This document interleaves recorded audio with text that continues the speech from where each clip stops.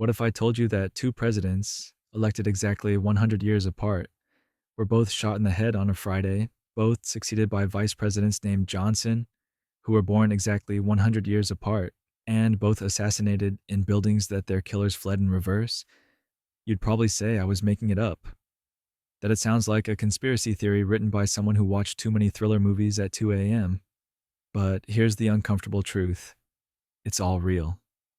Every single detail. Documented. Verified. Sitting in history books, just waiting for someone to notice the pattern. American presidential history is full of these moments. Coincidences so specific, so eerily timed, that they make you question whether the universe is just messing with us. Three founding fathers dying on the same holiday. A century-long curse that claimed 7 presidents, a man who survived assassination because he wrote a very long speech. Tonight, we're going to walk through 50 of the strangest, most verified coincidences in U.S. presidential history. No myths, no legends, just the weird documented truth. So, if you're ready to drift off while questioning everything you thought you knew about history, hit that subscribe button, settle into your pillow, and let's begin. Starting with the coincidence that started it all. Abraham Lincoln was elected to Congress in 1846. John F. Kennedy was elected to Congress in 1946. Let's start with the big one. The coincidence so famous it has its own Wikipedia page and probably its own conspiracy theory forum somewhere. Abraham Lincoln and John F. Kennedy. Two presidents, separated by exactly 100 years, whose lives ran on disturbingly parallel tracks. And it starts with Congress. 1846, Abraham Lincoln, a lawyer from Illinois, with a reputation for storytelling and a face that would one day grace the penny, gets elected to the U.S. House of Representatives. He serves one term, doesn't particularly love it, and goes back to lawyering. Just one term. Nothing too flashy. A stepping stone, really, in a career that would eventually reshape the country. Now fast forward, exactly 100 years, 1946. John F. Kennedy, a young war hero from Massachusetts, with a famous last name and a smile that could sell anything, gets elected to the U.S. House of Representatives. Same position, same stepping stone. He also uses it as a launching pad for bigger things. Different century, same start. You could argue this is just how ambitious men climbed the political ladder back then. Congress first, Senate maybe, then a presidential run if the stars aligned. A common path, except it's not just that they both went to Congress, it's that they did it exactly 100 years apart, in years ending in 46. That's where it starts to feel less like a pattern and more like a glitch in the timeline. And trust me, this is just the beginning of how weird it gets between these two. Lincoln was elected president in 1860. Kennedy was elected president in 1960. So they both made it to Congress in years ending in 46. Interesting. A little odd. But here's where the pattern really starts humming. Because both of them didn't just stop at Congress, they kept climbing. And wouldn't you know it, they both reached the presidency in years ending in 1860. Abraham Lincoln wins the presidential election in one of the most divided moments in American history. The country is about to tear itself apart over slavery, states' rights, and 1,000 other fractures. Lincoln, a relative political newcomer on the national stage, somehow pulls it off. He becomes the 16th president, just in time to navigate the absolute nightmare that is the Civil War. 1960, John F. Kennedy wins one of the closest presidential elections in modern history, narrowly defeating Richard Nixon. The country is in the middle of the Cold War, grappling with civil rights, and trying to figure out what America should look like in this shiny, televised, nuclear age. Kennedy, young and charismatic, becomes the 35th president. Different century, different challenges, but the same year pattern. Now, you could say plenty of presidents get elected in years ending in 60, except they don't. Not with this kind of symmetry. Not with this kind of eerie precision lining up with everything else. It's one thing for two men to reach the same office. It's another thing entirely when their careers seem to be running on the same script, just a century apart. And if you think that's where the similarities end, well, I'm afraid we're only getting started here.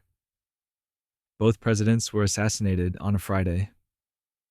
All right, so two men, 100 years apart, follow nearly identical political trajectories. That's already strange. But now we get to the part where the coincidences stop being quirky and start feeling like someone upstairs is messing with us. Because both of them were assassinated, and both of them were killed on a Friday, April 14th, 1865. Good Friday, in fact. Abraham Lincoln is sitting in Ford's Theater, watching a play he didn't particularly want to see, when John Wilkes Booth walks into the presidential box and shoots him in the back of the head. Lincoln dies the next morning. The nation is shattered. The Civil War is barely over, and now the man who held the country together through it is gone. On a Friday, November 22nd, 1963. John F. Kennedy is riding in an open-top limousine through Dallas, waving to crowds when shots ring out. He's hit in the head. Dies almost immediately. The country is stunned. The space race is heating up. Civil rights are boiling over. And suddenly the president is just gone. On a Friday. Now, statistically, sure, 1 in 7 chance it's a Friday. Not impossible. But when you stack this on top of the 1846, 1946 thing, and the 1860, 1960 thing, it starts to feel less like randomness and more like the universe has a very specific filing system. And here's the thing. We're not even close to done with these two yet. The parallels just keep coming, each one a little stranger than the last. Both were shot in the head. Let's keep going because apparently the universe wasn't satisfied with just both assassinated on Fridays. No, it had to get more specific. Both men were shot in the head. Not the chest, not the back, not some survivable wound that history could have worked with. The head. In both cases, catastrophic, unsurvivable, injuries that ended their lives almost immediately. Lincoln took a single bullet to the back of the head at close range. John Wilkes Booth, an actor who knew Ford's Theater like the back of his hand, walked right up to the presidential box, aimed, and fired. The bullet entered behind Lincoln's left ear and lodged near his right eye.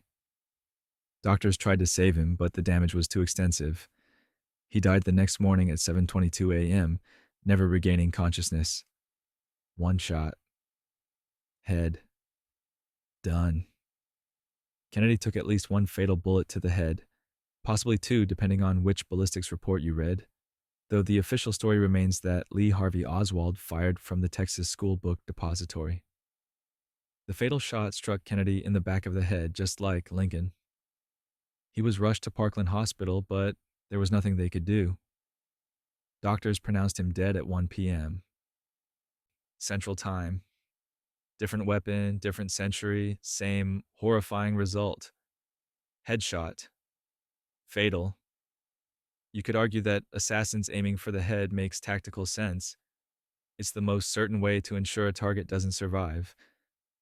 But when you're already stacking up a century of parallel timelines, this detail stops feeling tactical and starts feeling like someone copied and pasted history with only minor edits. And we're still not done. Both were assassinated in the presence of their wives. Now, if you thought the coincidences were going to ease up, I have bad news. Because both men weren't just assassinated on Fridays, both shot in the head. They were also killed while their wives sat right next to them, watching, unable to do anything, just there in the worst possible moment.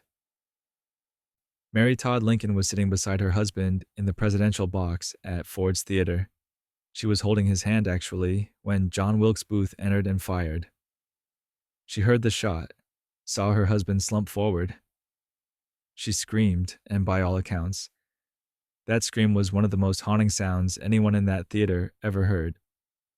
She stayed with him through the night as he lay dying in a boarding house across the street, unconscious, breathing his last. She was there for all of it. Jacqueline Kennedy was sitting right next to her husband in that open convertible in Dallas. When the shots rang out, she turned toward him, saw the damage, and in the chaos that followed, she climbed onto the back of the moving car, trying to retrieve part of his skull. Secret Service agent Clint Hill pushed her back into the seat. She cradled her husband's head in her lap as the car raced to the hospital, her pink Chanel suit soaked in blood. She refused to change clothes for hours afterward. She wanted people to see what had been done. Both women were there. Both had to witness their husbands murdered in real time, in public, with nowhere to hide and no way to stop it. That's not just a coincidence of dates and numbers anymore. That's a human detail, raw and awful, repeating itself across a century. Both were succeeded by vice presidents named Johnson. All right, let's pull back from the horror for just a second and acknowledge that the universe apparently has a very specific sense of irony. Because after Lincoln was assassinated, guess who became president? Andrew Johnson. And after Kennedy was assassinated, guess who became president? Lyndon B. Johnson. Both vice presidents, both named Johnson. I mean, come on. Andrew Johnson was a Southern Democrat who opposed secession, but also opposed a lot of Lincoln's plans for Reconstruction. He became president on April 15th, 1865, the day Lincoln died, and immediately had to navigate a country trying to rebuild after the Civil War. He clashed with Congress constantly, got impeached, barely survived removal, and is generally remembered as one of the more contentious presidents in U.S. history. But his name was Johnson, and he took over after Lincoln. Lyndon B. Johnson was a Texas Democrat, a master of Senate politics, who'd been picked as Kennedy's running mate to balance the ticket. He was riding 2 cars behind Kennedy in that Dallas motorcade. He was sworn in on Air Force One just hours after the assassination, with Jackie Kennedy standing beside him in her blood-stained suit. He went on to push through landmark civil rights legislation and also escalate the Vietnam War.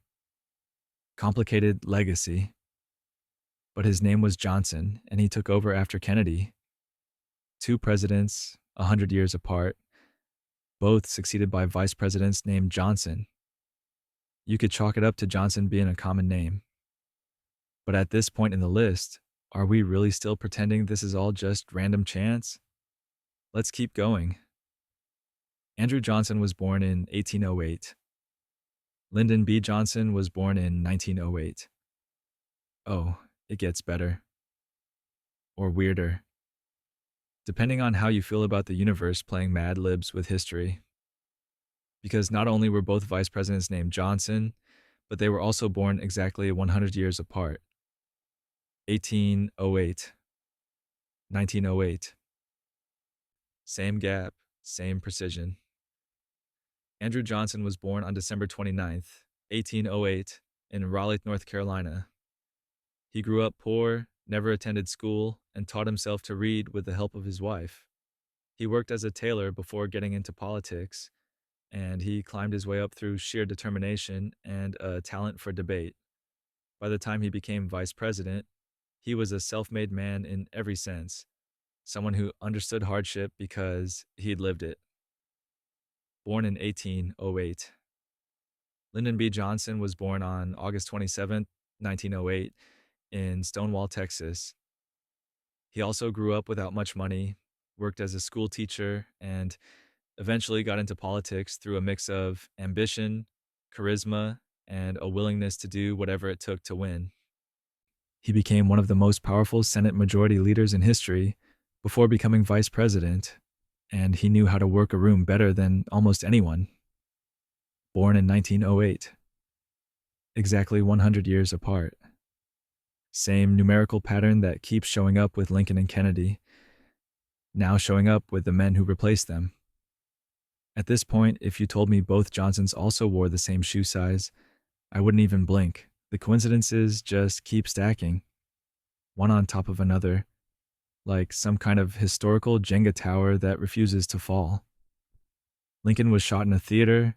Kennedy was shot from a warehouse-style building. Now we're getting into the really specific stuff. The details that make you tilt your head and go, wait, what? Because not only were both men assassinated, not only on Fridays, not only shot in the head, but the locations where they were killed followed this strange inverse pattern that feels almost poetic. Abraham Lincoln was shot in Ford's Theater, a theater, a place of entertainment where people go to watch plays and forget about their problems for a few hours. Lincoln was sitting in a private box, watching a comedy called Our American Cousin, which apparently wasn't very good but was sold out that night because the president was there. John Wilkes Booth, himself an actor, knew the layout of the theater intimately. He walked in, shot Lincoln, and jumped onto the stage before fleeing. A theater, live performance, public space. John F. Kennedy was shot from the Texas School Book Depository, a warehouse building where textbooks were stored and distributed. Not a theater, not a place of entertainment. A functional, utilitarian building where workers processed inventory. Lee Harvey Oswald, according to the official account, fired from a 6th floor window while Kennedy's motorcade passed below. A warehouse, storage, hidden vantage point, theater, warehouse, two opposite types of buildings, both sites of presidential assassinations separated by a century. And if you think that's where this particular coincidence ends, oh, just wait. Because the locations get even weirder when you flip the script on the assassins themselves. But we'll get to that in just a moment. Lincoln's assassin fled a theater and was captured in a warehouse. Kennedy's assassin fled a warehouse and was captured in a theater. And here it is. The coincidence that makes people put down their coffee and stare at the wall for a minute. Because not only were Lincoln and Kennedy killed in opposite types of buildings, but their assassins also followed this perfectly inverted pattern. Lincoln's assassin fled a theater and was captured in a warehouse. Kennedy's assassin fled a warehouse and was captured in a theater. I'm not making this up. John Wilkes Booth shot Lincoln in Ford's Theater, then jumped from the presidential box onto the stage, breaking his leg in the process. He shouted something dramatic because of course he did. He was an actor, and then he ran. He fled the theater, got on a horse, and spent nearly 2 weeks on the run. Eventually, Union soldiers tracked him to a tobacco barn, a warehouse structure where crops were stored in Virginia. They surrounded it. Booth refused to surrender. They set the barn on fire, and in the chaos, a soldier shot him. He died on the porch of a nearby farmhouse, theater to warehouse. Lee Harvey Oswald, according to official reports, shot Kennedy from the Texas School Book Depository, a warehouse building. After the shooting, he left the building, went home briefly, then ended up at the Texas Theater, an actual movie theater, where police arrested him after a brief scuffle. Warehouse to theater. The exact inverse of Booth's path. Different century, different men, perfectly mirrored escape routes. At this point, if someone told me there was a secret screenwriter in the sky working on a very elaborate historical drama, I'd believe them. Because this level of symmetry doesn't just happen. Except apparently it does. Both assassins were known by 3 names, a media convention uncommon at the time. Now here's a detail that feels small until you really think about it. Both assassins are remembered by their full 3 names, John Wilkes Booth, Lee Harvey Oswald. Not just Booth, not just Oswald, always the full three names, like some kind of formal historical branding. And here's the thing, that wasn't really common practice back then. In the 1800s, most people went by two names in everyday life, first and last. Maybe a middle initial if you were feeling fancy or needed to distinguish yourself from your cousin with the same name. But three full names stated over and over in newspapers and official reports, that was unusual. John Wilkes Booth became John Wilkes Booth in the press coverage, probably because it sounded more dramatic, more theatrical, which fit his personality. He was an actor, after all. The full name gave him a kind of dark celebrity status. It made him memorable in a very specific, chilling way. Fast forward a century. Lee Harvey Oswald. Same pattern. Three names, repeated constantly in news reports, investigations, and history books. Again, not the standard convention. Most criminals didn't get the three-name treatment unless there was something particularly notorious about the case. But Oswald did, and so did Booth. Both men, both presidential assassins, both remembered with their full formal names plastered across history like a signature on a very grim document. Some historians think the three-name convention makes the crime feel more official, more documented, like you're reading a legal record instead of a tragedy. It creates distance, maybe. Makes them sound less like real people and more like historical figures carved in stone. Either way, it's another oddly specific parallel between two men separated by 100 years, and it's the kind of detail that makes you wonder if someone was taking notes. Lincoln had a secretary named Kennedy who warned him not to go to the theater. All right, now we're getting into the territory where the coincidences start to feel less like facts and more like someone's fever dream. Because according to some accounts, Abraham Lincoln had a secretary named Kennedy, and this secretary supposedly warned Lincoln not to go to Ford's Theater that night, which would be a lovely, eerie parallel to what we're about to discuss with Kennedy's secretary. Except there's one problem. We can't actually verify this one. Historians have searched. They've combed through Lincoln's papers, his correspondence, his staff records, and the thing is, there's no solid documentation of Lincoln having a secretary named Kennedy. There was a John G. Kennedy who worked in the White House during Lincoln's presidency, but he wasn't Lincoln's personal secretary. He held a different position. So this particular detail, as much as it fits the pattern beautifully, seems to be more legend than fact, which is frustrating because it would be a perfect addition to this increasingly bizarre list. That said, the story persists. People repeat it. It shows up in articles and books about presidential coincidences. And maybe that's because we want it to be true. We want the symmetry to be complete. We want history to line up so neatly that it feels like proof of something bigger, something beyond random chance. But the truth is, sometimes the coincidences are real, and sometimes we just want them to be. This one falls into the murky middle, where documentation fades and legend takes over. Still, even without this particular piece, the Lincoln-Kennedy parallels remain unsettlingly consistent.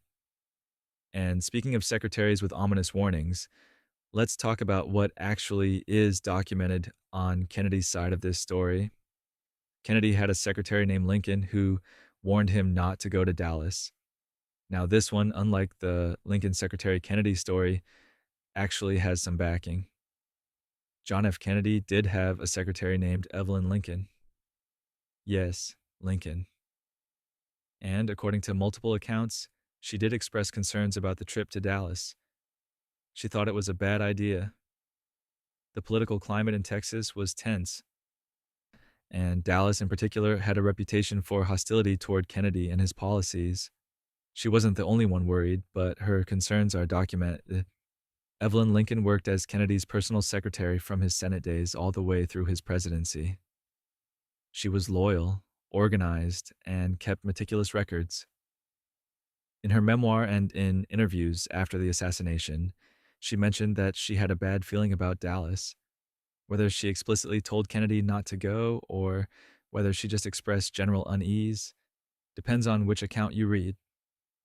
But the sentiment was there. She was worried. And she was named Lincoln. So we have a president named Lincoln, possibly warned by someone named Kennedy, though we can't prove it. And we have a president named Kennedy, warned by someone named Lincoln, which we can prove. One half of the coincidence is documented. The other half is legend. And honestly, that might be even stranger than if both were verified, because it means we're watching a pattern try to complete itself across history, only partially succeeding, like a glitch that almost worked. Either way, the name game here is almost too on the nose. If you wrote this in a novel, editors would tell you to tone it down. But history doesn't care about subtlety, apparently. And the coincidences just keep coming, because we're not done with the weird details yet. Lincoln was killed at Ford's Theater. Kennedy was riding in a Lincoln made by Ford. Oh, come on, seriously. At this point, the universe isn't even trying to be subtle. Abraham Lincoln was assassinated at a place called Ford's Theater. John F. Layman warned Kennedy was assassinated while riding in a Lincoln Continental, a luxury car manufactured by the Ford Motor Company. Ford's Theater. Lincoln by Ford. You cannot make this up because if you did, no one would believe you. Ford's Theater was a real place in Washington, D.C., a popular venue for plays and performances. It still exists today, actually, as a museum and working theater. On April 14th, 1865, it was just a theater where people went to see shows. John T. Ford owned it, hence the name. Lincoln was there to see Our American Cousin, and that's where John Wilkes Booth shot him. Ford's Theater. A location tied to the Ford family by name, tied to Lincoln by tragedy. Kennedy was riding in a 1961 Lincoln Continental, a sleek black convertible that the Secret Service used for presidential motorcades. The car was made by Ford Motor Company, the automaker founded by Henry Ford decades earlier. It was called a Lincoln because the car brand was named after Abraham Lincoln, which Ford acquired in the 1920s. So Kennedy, the president, was shot while riding in a car called a Lincoln, made by Ford. Lincoln. Ford. The same two names, flipped around, appearing in both assassinations a century apart. If this were fiction, you'd throw the book across the room for being too heavy-handed. But it's not fiction, it's just history, doing whatever weird thing history does when it decides to rhyme with itself. And somehow we're still not finished. Booth shot Lincoln in a theater and ran to a warehouse. Oswald shot from a warehouse and hid in a theater. We touched on this earlier, but let's slow down and really sit with how bizarre this is. Because it's not just that the assassins fled to opposite types of buildings, it's the perfect symmetry of it. The mirrored structure. Booth started in a theater, ended in a warehouse. Oswald started in a warehouse, ended in a theater. It's like watching the same scene play out in reverse. John Wilkes Booth was in Ford's Theater, a place he knew intimately because he'd performed there. He shot Lincoln, jumped to the stage, and ran out into the night.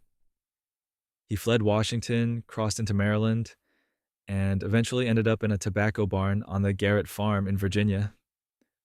A barn, a warehouse structure used for storing crops. That's where Union soldiers cornered him, set the building on fire, and ultimately shot him. Theater to warehouse, a straight line from performance space to storage space. Lee Harvey Oswald was in the Texas School Book Depository, a warehouse where textbooks were stored and shipped. He allegedly fired from a sixth-floor window, then left the building and made his way across Dallas. He went to his rooming house, grabbed a jacket, and eventually ended up at the Texas Theater, a movie theater where someone thought he looked suspicious and called the police. Officers rushed in, and after a brief struggle, they arrested him. Warehouse to theater, the exact opposite path. It's like someone designed a perfectly symmetrical tragedy where every element of the first assassination got flipped and repeated 100 years later. And if you think the coincidences stop with buildings and names, well, just wait. We've still got more presidents to talk about, and the patterns only get stranger from here. Both assassinations occurred less than 100 years apart. All right, let's take a breath and zoom out for a second. Because yes, we've been talking about Lincoln and Kennedy being 100 years apart, but technically their assassinations happened less than a full century from each other, which is a weird detail to point out, but it matters when you're cataloging coincidences that feel cosmically planned. Lincoln was assassinated on April 14th, 1865. Kennedy was assassinated on November 22nd, 1963. If you do the math, that's 98 years, 7 months, and 8 days. Not quite a full century. Close enough that the 100-year pattern feels true, but not exact. And maybe that's fitting, because none of these coincidences are perfect. They're close, uncomfortably close, but never quite identical. History doesn't repeat itself exactly, but it does rhyme, as the saying goes. And this is the rhyme. Not a photocopy, but an echo. The same themes, the same structure, the same tragic beats playing out with slight variations. 100 years is a nice round number, and it makes the coincidences feel more dramatic, more intentional. But the truth is a little messier. 98 years, close enough to make you wonder, not quite close enough to prove anything. Still, when you stack up everything else, the near-century gap just adds to the overall weirdness. 2 presidents, 2 Fridays, 2 headshots, 2 vice presidents named Johnson born 100 years apart, 2 assassins fleeing between theaters and warehouses. The timeline might be slightly off, but the pattern is undeniable. And if you're starting to feel like this list is just going to be Lincoln and Kennedy facts forever, don't worry. We've got other presidents with their own unsettling coincidences coming up, but the Lincoln-Kennedy parallels are so dense, so layered, that they dominate this entire genre of historical strangeness. James Garfield and William McKinley were both assassinated and succeeded by vice presidents who later expanded presidential power. Let's shift gears because Lincoln and Kennedy aren't the only presidents with eerie parallels. Meet James Garfield and William McKinley, 2 men who also got assassinated and whose deaths also led to something oddly specific. Vice presidents who went on to dramatically expand the power of the office. James Garfield was shot on July 2nd, 1881, by a man named Charles Guiteau, who was angry about not getting a government job. Garfield lingered for months, infected and suffering, before finally dying on September 19th. His vice president, Chester Arthur, took over. Arthur had been a political insider, part of the machine politics system, but once he became president, he actually pushed for civil service reform. He expanded federal power in ways people didn't expect from someone with his background. Surprising, really. William McKinley was shot on September 6th, 1901, by an anarchist named Leon Czolgosz at the Pan American Exposition in Buffalo. McKinley died 8 days later from gangrene. His vice president, Theodore Roosevelt, took over. And if you know anything about Teddy Roosevelt, you know he didn't just expand presidential power, he basically rewrote what it meant to be president. He pushed through antitrust legislation, conservation efforts, and wielded executive authority like it was a personal mission. The office was never quite the same after him. 2 assassinations, 2 unexpected successors, 2 massive expansions of presidential power. It's not the same eerie timeline precision as Lincoln and Kennedy, but it's a pattern nonetheless. And it makes you wonder if tragedy has a way of reshaping the office itself, forcing whoever comes next to step up and redefine what leadership looks like. But speaking of patterns, let's talk about another one involving a very specific date. 3 US presidents, Adams, Jefferson, and Monroe, died on July 4th. Now, here's a coincidence that feels less like cosmic horror and more like poetic irony. 3 of America's founding fathers, 3 men who helped create the country, all died on the same date, July 4th. Independence Day, the birthday of the nation they built. You couldn't script it better if you tried. John Adams, second president, died on July 4th, 1826. Thomas Jefferson, third president, also died on July 4th, 1826. Same day, same year, exactly 50 years after the Declaration of Independence was signed. We'll get to that in a second, but just sit with that for a moment. 2 founders, 2 presidents, dying on the same day, on the 50th anniversary of independence. That alone is enough to make you pause. But wait, there's more. James Monroe, 5th president, also died on July 4th, but in 1831. 5 years after Adams and Jefferson, but still, same date. July 4th, 3 presidents, 3 founding fathers, all exiting on the country's birthday like they planned it. Like they held on just long enough to see one more Independence Day, and then decided that was a good time to go. Historians have debated whether any of them knew what day it was when they died. Adams allegedly said, "Thomas Jefferson survives," not knowing Jefferson had died hours earlier. Monroe's death was less dramatic, but still July 4th. 3 times. Same holiday.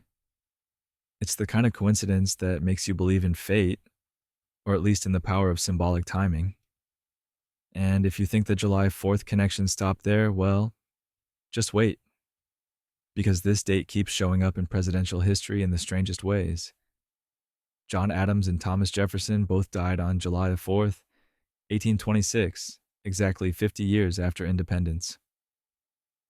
Let's slow down and really focus on this one, because it's genuinely one of the most remarkable coincidences in American history.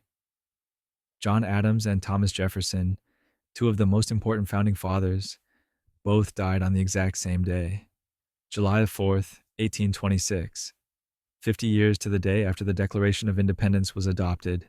50 years. Not 49, not 51. Exactly 50. Adams and Jefferson had a complicated relationship. They started as allies during the Revolution, working together to build the framework of a new country. Then they became bitter political rivals, opposing each other in the presidential election of 1800, which Jefferson won. They didn't speak for years, but eventually, in their old age, they reconciled. They started writing letters to each other, long, thoughtful exchanges about politics, philosophy, and life. By the time they were both in their 80s, they'd rebuilt a friendship that had been fractured by ambition and ideology. And then they both died on the same day, July 4th, 1826, the 50th anniversary of independence. Adams was at his home in Quincy, Massachusetts. Jefferson was at Monticello in Virginia. Miles apart, no way to communicate quickly, no way to know what was happening with the other. Adams' last words were reportedly, "Thomas Jefferson survives." He didn't know Jefferson had died a few hours earlier. 50 years after independence. Same day. 2 founders. It's the kind of historical moment that feels too perfect to be real. And yet it is. It's documented. It happened. And it's one of those coincidences that makes you believe the universe occasionally pays attention to anniversaries. Calvin Coolidge was born on July 4th, the only president with that birthday. Just when you think July 4th has given us enough presidential weirdness, here comes Calvin Coolidge, the 30th president, who decided to be born on Independence Day, July 4th, 1872, the only president ever born on that date. The only one. Out of 46 presidents, only Coolidge managed to arrive on the nation's birthday. Coolidge was known for being quiet, reserved, a man of few words who let his actions speak. He became president after Warren G. Harding died suddenly in 1923, and he spent his time in office focused on small government, low taxes, and staying out of the way. He wasn't flashy. He didn't make grand speeches or seek attention. He just did the job. And yet, he was born on the most symbolically important date in American history. There's something almost too neat about it. 3 founding fathers die on July 4th. 1 president is born on July 4th. The holiday keeps showing up like a character in the story, weaving through presidential history in ways that feel deliberate, even though they're completely random. Coolidge never made a big deal out of his birthday, which honestly tracks with his personality. But historians love it. It's a detail that ties him to the legacy of the country in a way that feels almost mythological. And if you're noticing that July 4th seems to be the universe's favorite date for presidential coincidences, you're not wrong. It keeps appearing over and over in ways that make this particular holiday feel less like a celebration and more like a recurring theme in America's historical playlist. 2 future presidents, John Adams and Thomas Jefferson, were both diplomats in Paris at the same time before independence. Before they were presidents, before they were rivals, before they died on the same day 50 years after independence, John Adams and Thomas Jefferson were just 2 ambitious men from different colonies trying to navigate French society while representing American interests abroad. And they were doing it at the same time, in the same city, Paris, which is a detail that often gets overlooked in the grand sweep of their later relationship, but it matters. In 1784, both Adams and Jefferson were in Paris serving as diplomats. Adams had been there since 1780, working on securing loans and recognition for the fledgling United States. Jefferson arrived in 1784 to join Benjamin Franklin and Adams as part of the American diplomatic team. They weren't just colleagues, they were genuinely friendly during this period. They spent time together, discussed philosophy and politics, explored the city, and even traveled together. Jefferson admired Adams' intellect and work ethic. Adams appreciated Jefferson's writing skills and vision. It was a genuine partnership, untainted by the political battles that would come later. Paris in the 1780s was a fascinating place to be. The French were still a few years away from their own revolution, but the ideas were already circulating. Enlightenment philosophy was everywhere. Adams and Jefferson soaked it all in, attended salons, met with French intellectuals, and tried to convince European powers that the United States was a legitimate nation worth doing business with. They were building the foundations of American foreign policy while living in a city that would soon tear itself apart over many of the same ideals they championed.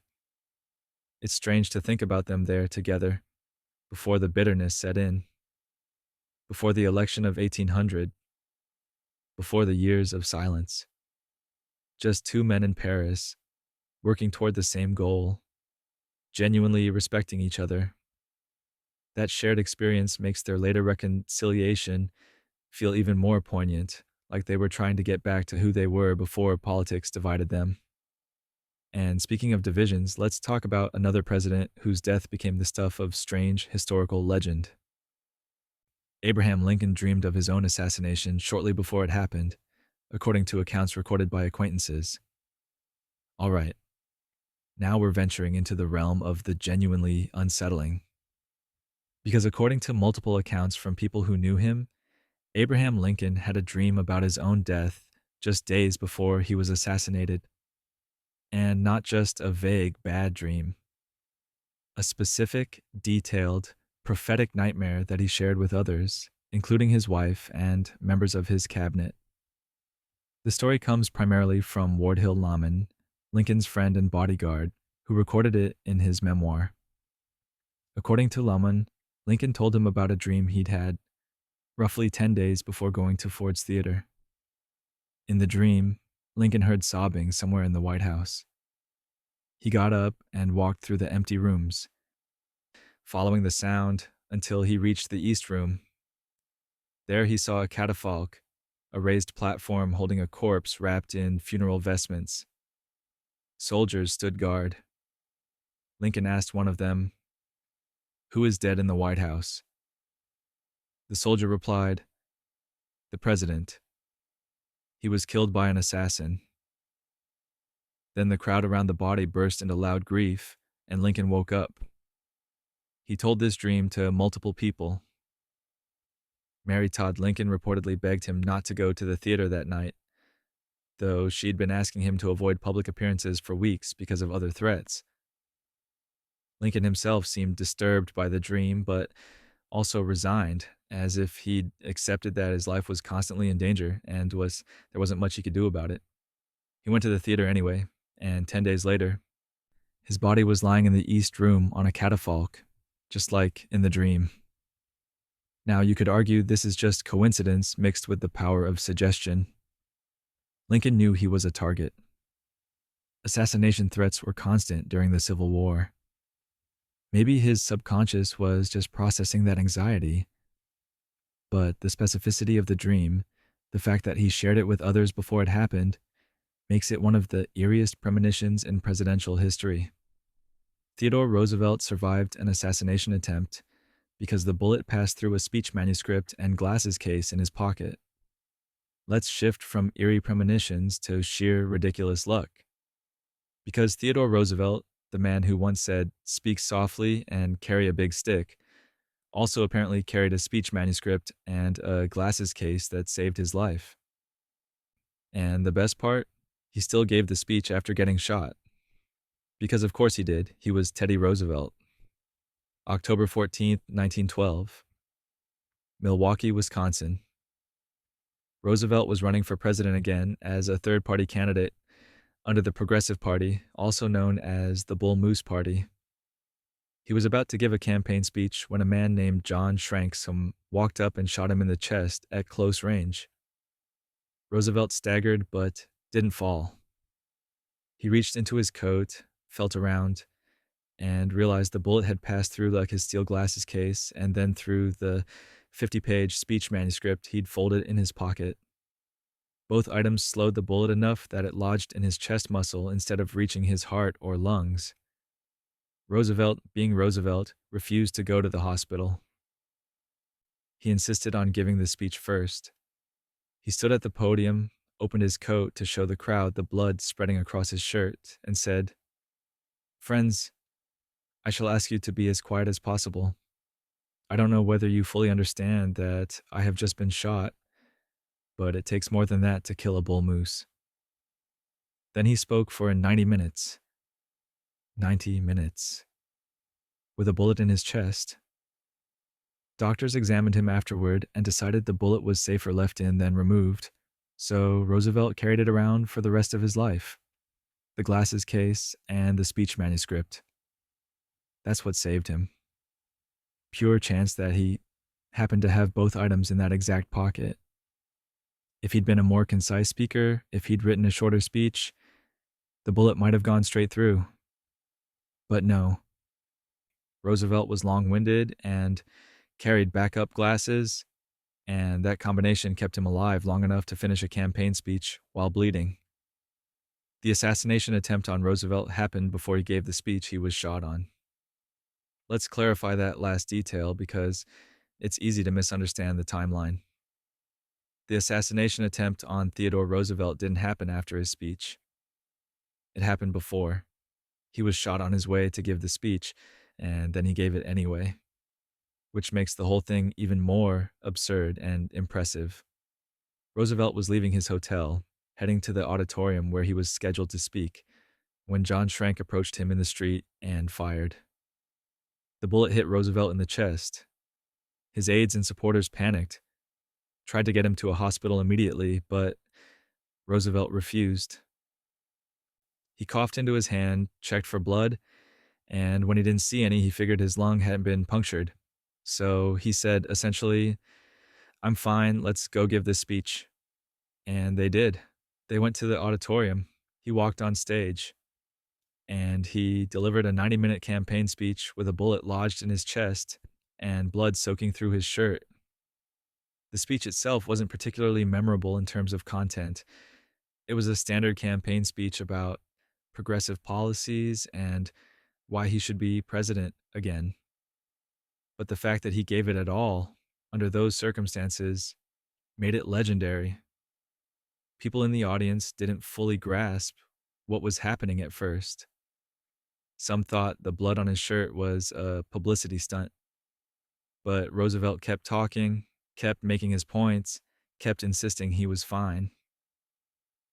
Only after he finished did he finally agree to go to the hospital.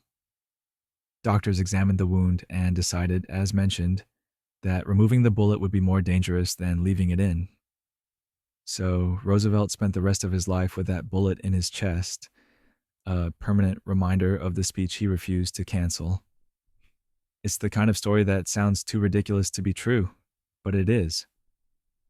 Roosevelt was just built different, and the universe apparently agreed because it gave him a glasses case and a very long speech at exactly the right moment. Gerald Ford survived 2 assassination attempts within 17 days in 1975.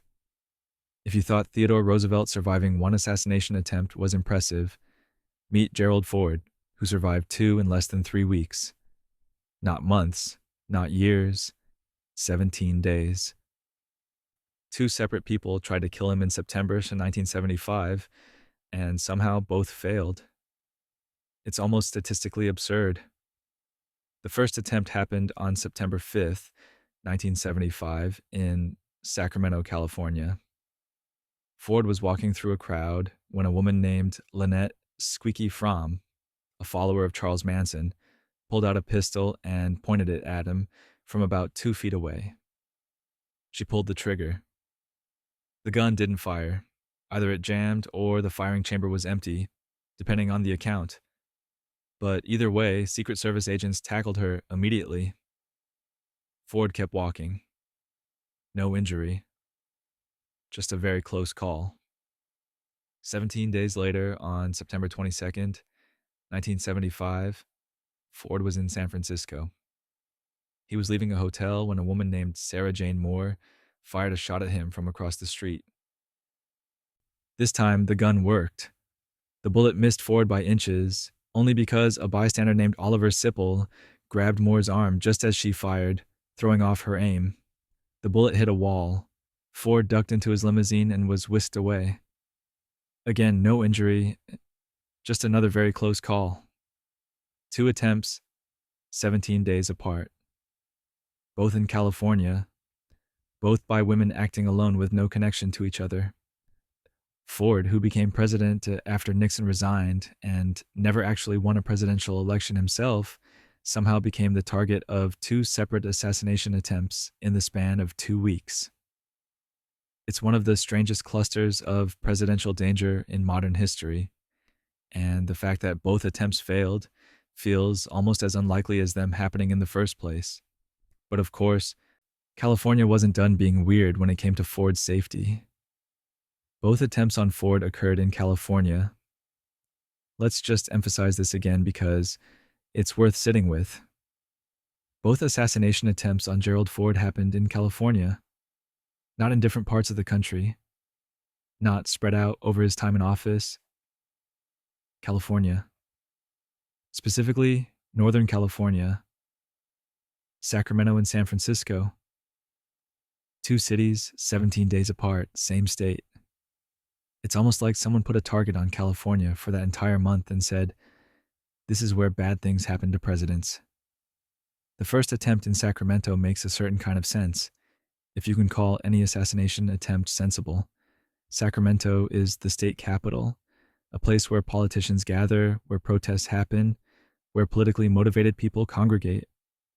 Lynette Fromm was part of the Manson family, a group that was based in California, so her being in Sacramento to target Ford tracks geographically. But then Sarah Jane Moore tried again in San Francisco, a completely different context, a completely different person with completely different motivations, and suddenly California starts to look like a statistically dangerous place for presidents. Ford wasn't even in California for particularly controversial reasons. He was doing routine presidential appearances, meeting with officials, giving speeches, nothing that would suggest imminent danger. And yet, twice in 17 days, someone tried to kill him in the same state. It's the kind of coincidence that makes you wonder if there was something in the air that September, some kind of national tension that manifested specifically in California. The mid 70s were a chaotic time in America.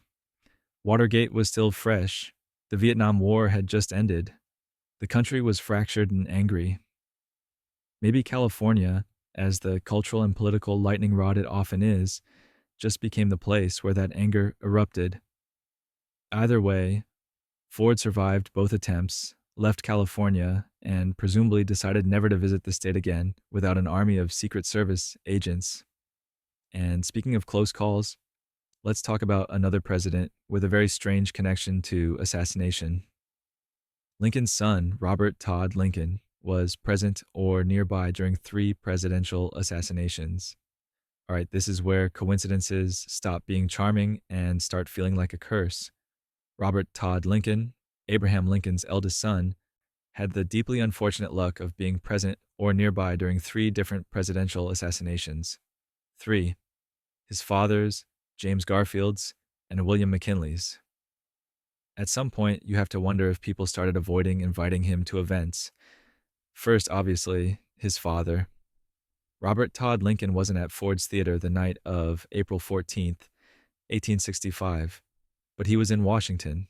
He rushed to the Peterson House, the boarding house across the street where they carried his father after the shooting, and he stayed there through the night as Abraham Lincoln died. He was 21 years old, watching his father slip away. Traumatic doesn't begin to cover it. Then 16 years later, in 1881, Robert was at the 6th Street train station in Washington, D.C., when President James Garfield was shot by Charles Guiteau. Robert was Secretary of War at the time, and he'd been invited to join Garfield at the station. He was standing nearby when the shots rang out. He saw Garfield collapse. He helped with the immediate response. Second presidential assassination, second time Robert Todd Lincoln was there. And then, 20 years after that, in 1901, Robert was at the Pan American Exposition in Buffalo, New York, when President William McKinley was shot by Leon Czolgosz. Robert had been invited by McKinley to attend the exposition, and he arrived just in time to witness the aftermath of the shooting. McKinley died 8 days later. Third presidential assassination, third time Robert Todd Lincoln was present or nearby. After McKinley's death, Robert reportedly said he would never again accept an invitation to a presidential event. And honestly, can you blame him? 3 assassinations, 3 times being in the wrong place at the wrong time. It's the kind of pattern that would make anyone superstitious, even if you don't believe in curses. But speaking of the Lincoln family and strange coincidences, there's one more story about Robert that feels almost too perfect.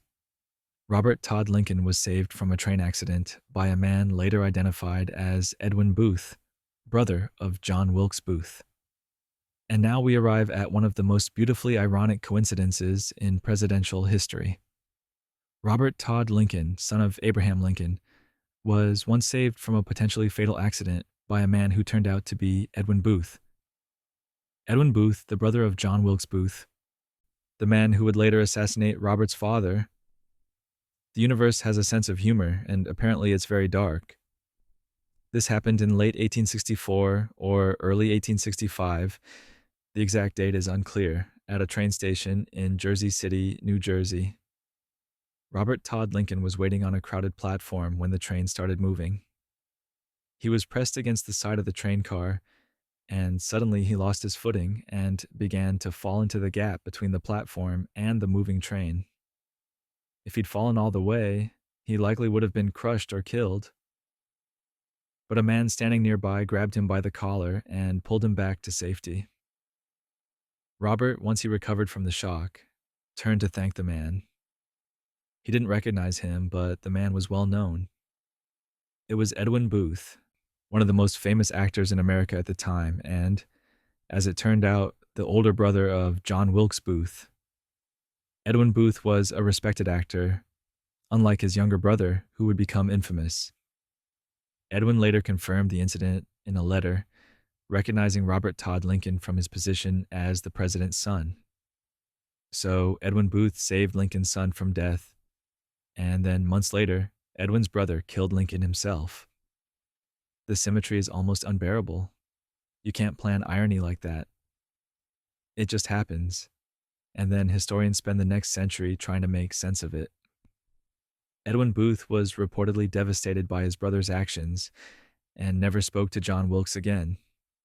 Not that he had much chance since John Wilkes died shortly after, but the fact that these two families intersected twice, once in a rescue and once in an assassination, feels like something out of a Shakespearean tragedy.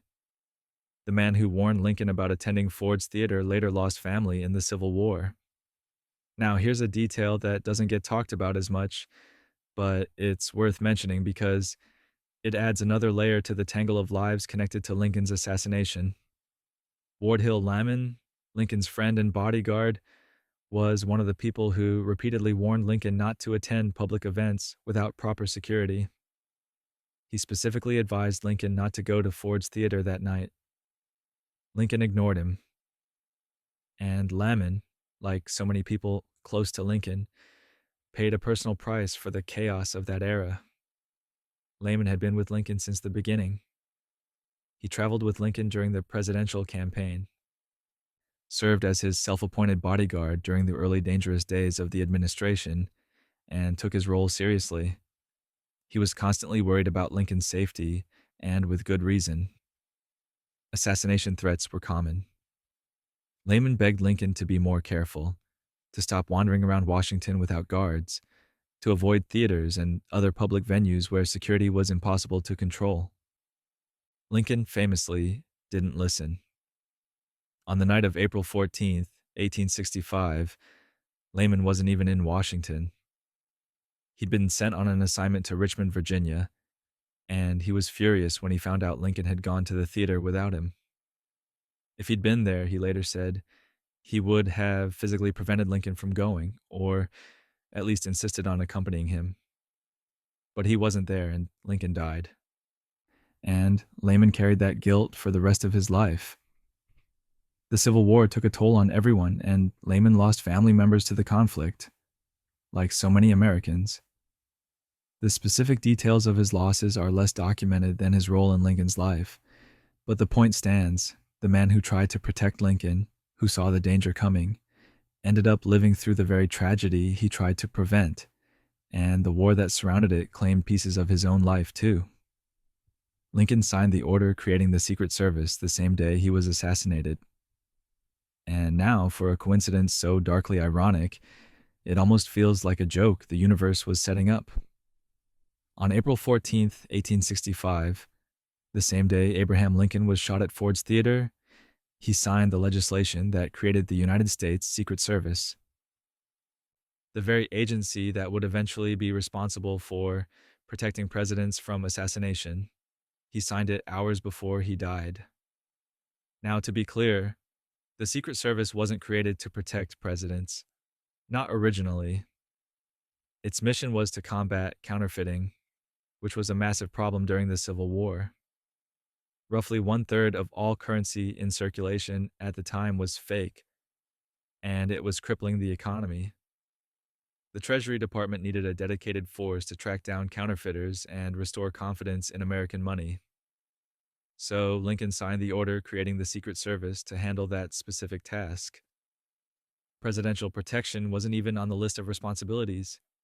That wouldn't come until much later, but still, the timing is almost unbearably ironic. The day Lincoln signed the order to create an agency that would one day protect presidents, he went to a theater without adequate security and was murdered. If the Secret Service had been protecting him that night, if that had been part of its mandate, maybe things would have been different.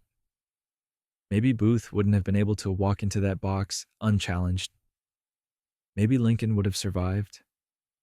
The Secret Service didn't start protecting presidents until after William McKinley was assassinated in 1901. That's when Congress finally decided maybe presidents needed dedicated security. But by then, 3 presidents had already been killed. Lincoln signed the order. Garfield died. McKinley died. And only then did the agency Lincoln created on the day he died get tasked with a job that might have saved him. The universe, as always, has impeccable and terrible timing. The Secret Service's original mission had nothing to do with presidential protection. Let's dwell on this for a moment because it's worth understanding just how different the Secret Service was in its early days compared to what it became. When Abraham Lincoln signed that order on April 14th, 1865, creating the Secret Service, the agency had one job: stop counterfeiters. That was it. No presidential motorcades, no security details, no scanning crowds for threats. Just tracking down people who were printing fake money and destroying the economy one phony bill at a time. Counterfeiting was genuinely out of control during the Civil War. The federal government had only recently started issuing paper currency, and because printing technology was primitive and security features were minimal, anyone with a decent printing press could make convincing fakes. Estimates suggest that between 1/3 and 1/2 of all paper money in circulation was counterfeit. That's staggering. It meant you couldn't trust the money in your pocket. Banks couldn't trust deposits. The entire financial system was on shaky ground. So the Treasury Department needed a specialized force to hunt down counterfeiters, arrest them, and shut down their operations. That's what the Secret Service did for decades. They were essentially federal detectives focused on financial crimes. They investigated fraud, tracked counterfeit rings, and worked to restore confidence in American currency. They were good at it too. Within a few years, they'd significantly reduced the amount of fake money in circulation. But protecting the president?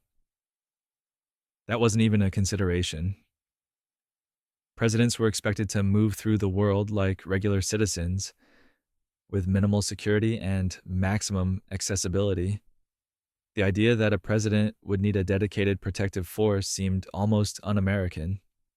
It wasn't until after 3 presidents had been assassinated, Lincoln, Garfield, and McKinley, that Congress finally said, maybe we should do something about this.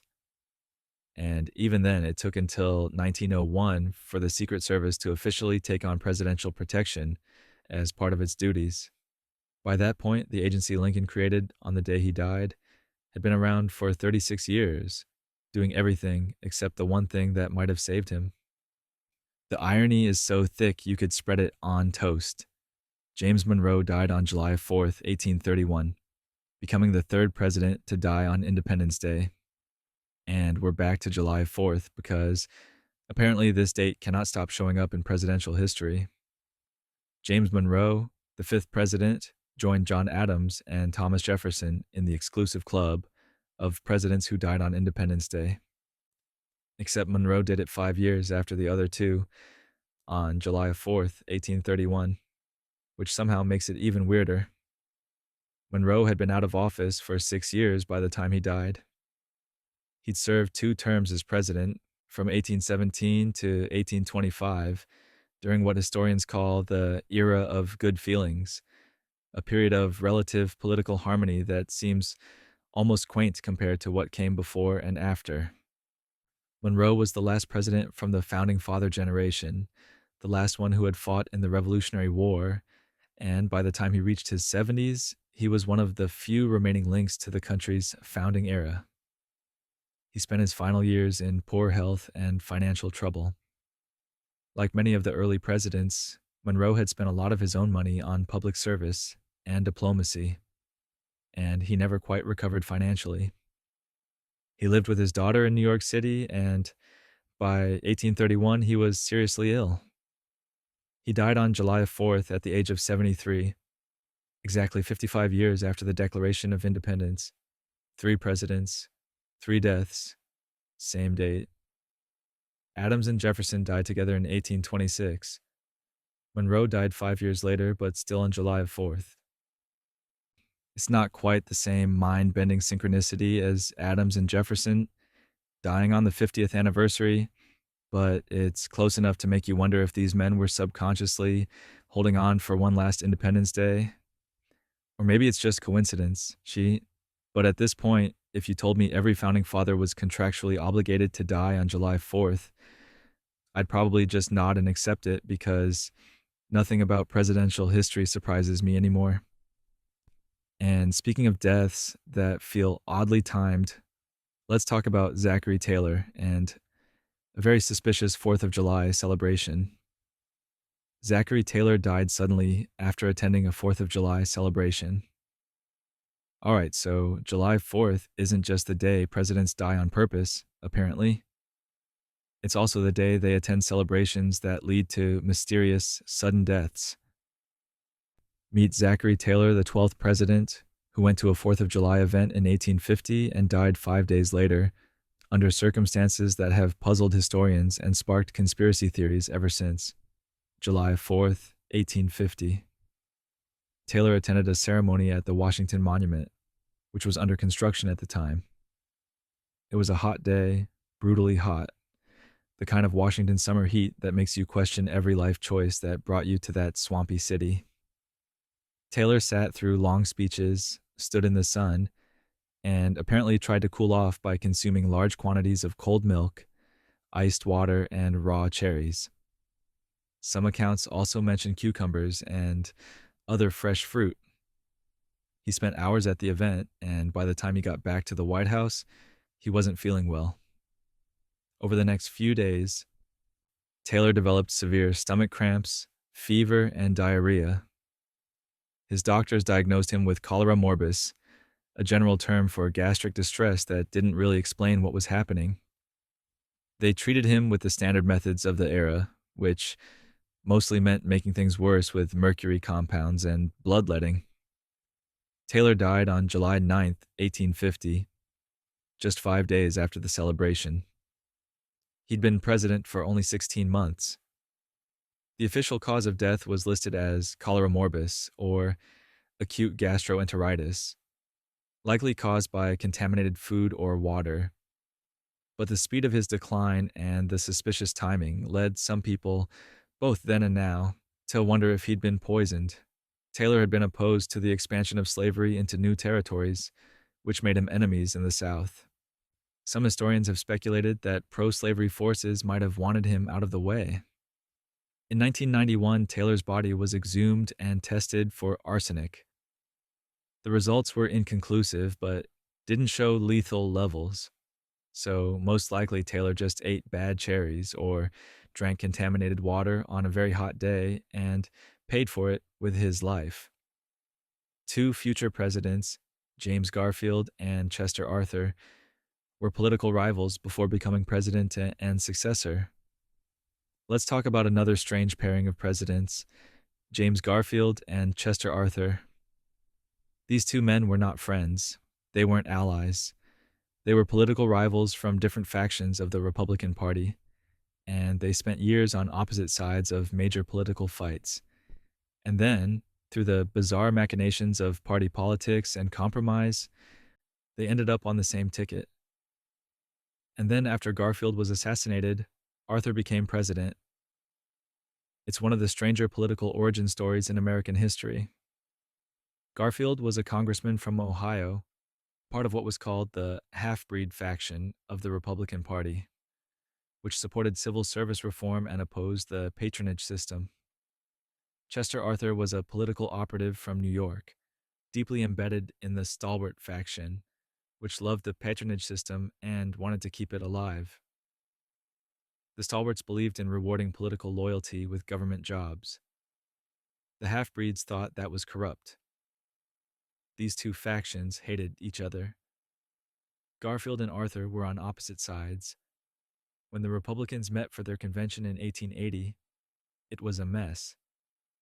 The party was split between these factions, and it took dozens of ballots to finally nominate Garfield for president. To heal the divide and unite the party, they put Chester Arthur on the ticket as vice president, even though he and Garfield had fundamentally different views on how government should work. It was a purely political move, a compromise designed to keep the party from tearing itself apart. Garfield won the election. He became president in March 1881. And then, just 4 months later, he was shot by Charles Guiteau, a man who was angry about not getting a government job and who shouted, "Arthur is president now," after pulling the trigger.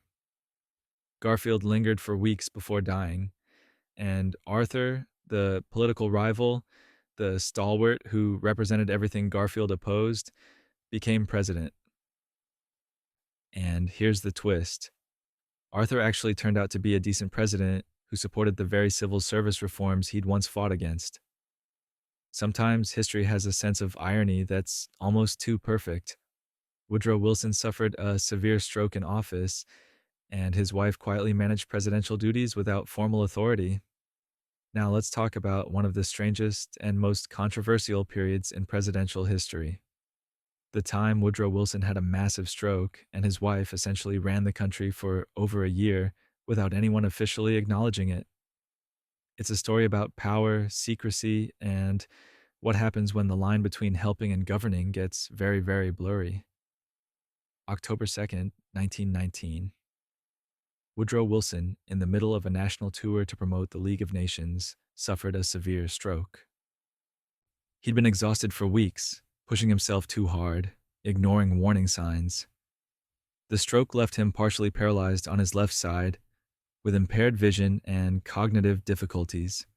He was rushed back to Washington, and for the next several weeks, almost no one outside his immediate circle knew how bad it was. Wilson's wife, Edith Wilson, along with his doctor, decided to keep the severity of the stroke secret. They didn't tell Congress, they didn't tell the cabinet, they didn't tell the American people. Instead, Edith took control. She decided which documents Wilson would see, which meetings would happen, which decisions needed to be made. She claimed she was only acting as a steward, filtering information and helping Wilson focus on what was important. But in practice, she was making executive decisions, controlling access to the president, and effectively running the executive branch. For over a year, this continued. Cabinet members would submit requests and questions, and Edith would return them with notes claiming to represent Wilson's decisions. Some people suspected what was happening, but there was no constitutional mechanism to address it. The 25th Amendment, which deals with presidential disability, didn't exist yet. So Edith Wilson, who held no elected office and no official position, became arguably the most powerful person in the government for a significant period of time. It's a fascinating and deeply troubling chapter in presidential history, and it's one that often gets glossed over because it raises uncomfortable questions about transparency, power, and what happens when the president can't actually do the job. The United States entered World War I and World War II under presidents elected in years ending in 16 and 40, respectively. Here's a pattern that's less about eerie coincidences and more about historical rhythm, but it's still worth noting.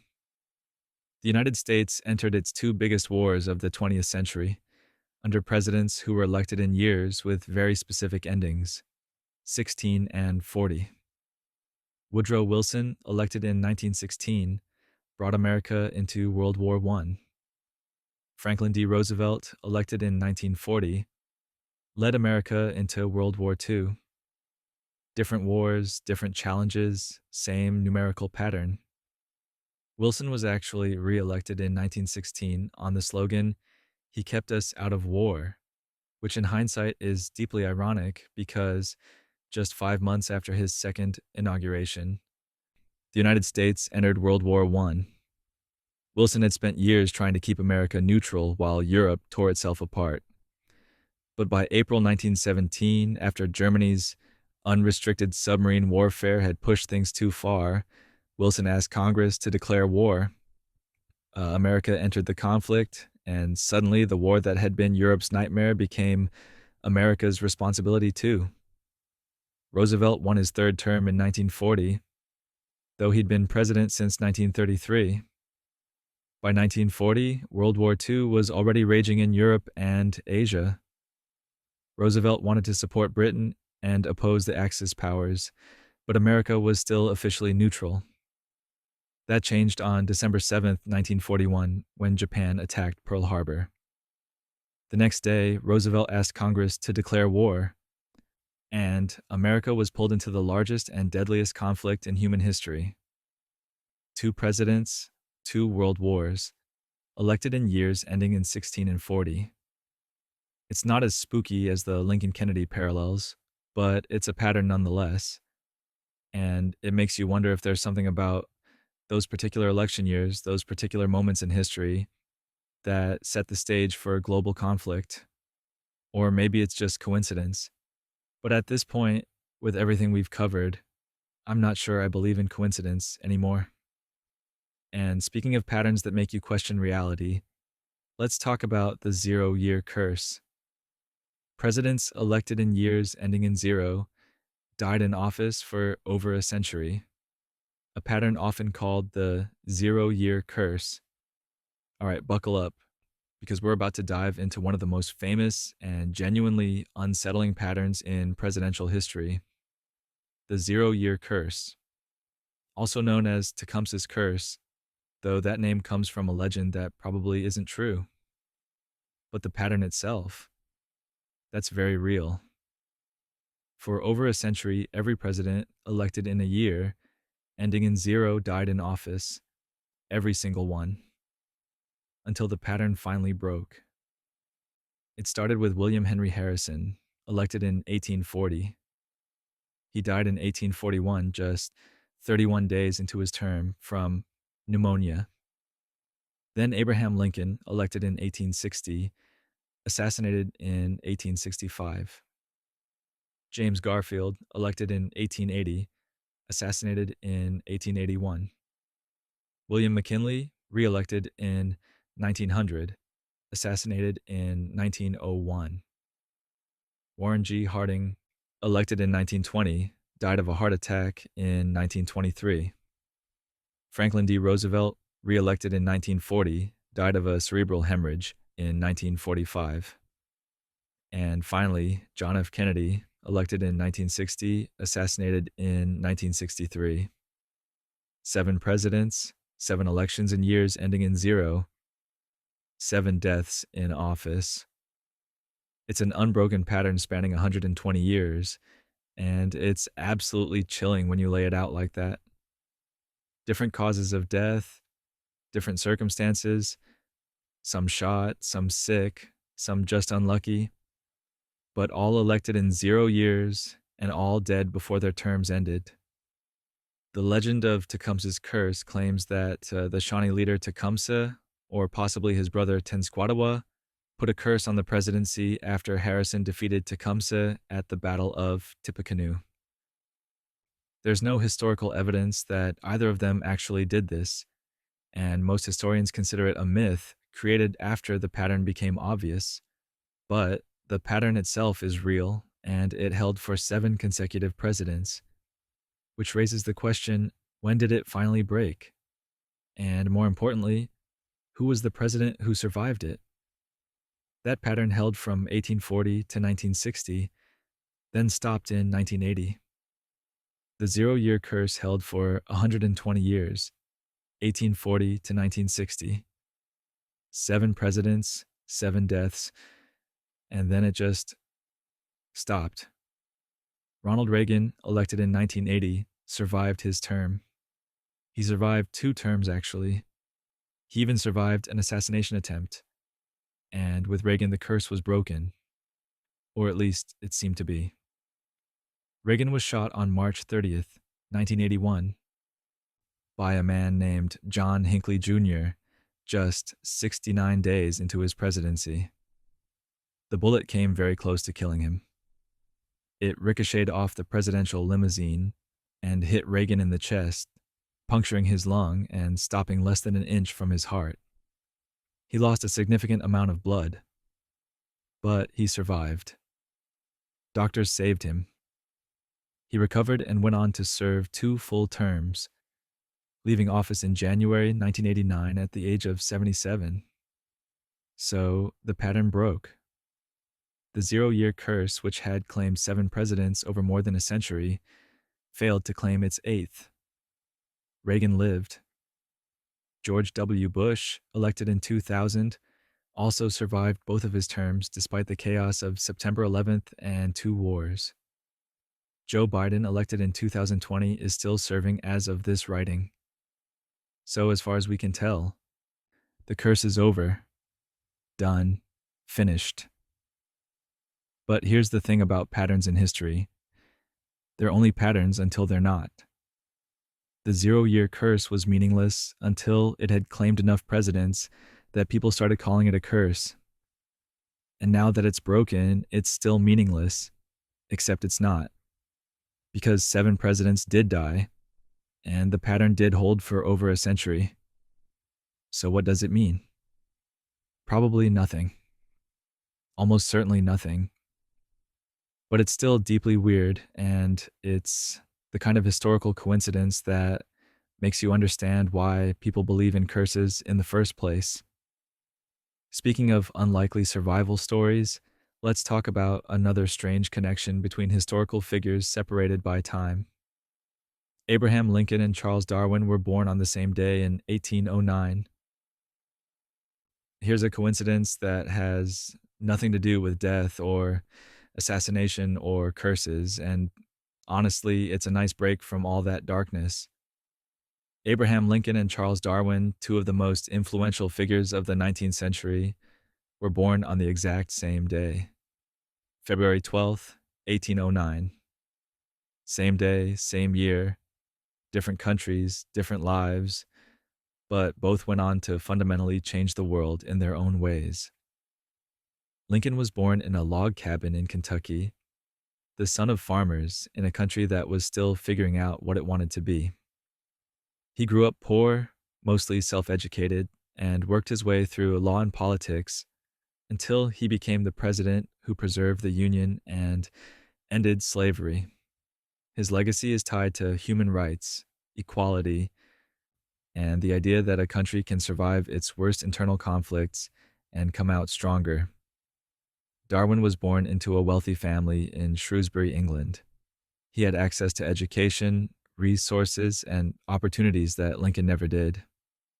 He became a naturalist, spent years traveling the world collecting specimens, and eventually published On the Origin of Species in 1859, laying the groundwork for the theory of evolution by natural selection. His legacy is tied to science, biology, and the way we understand life itself.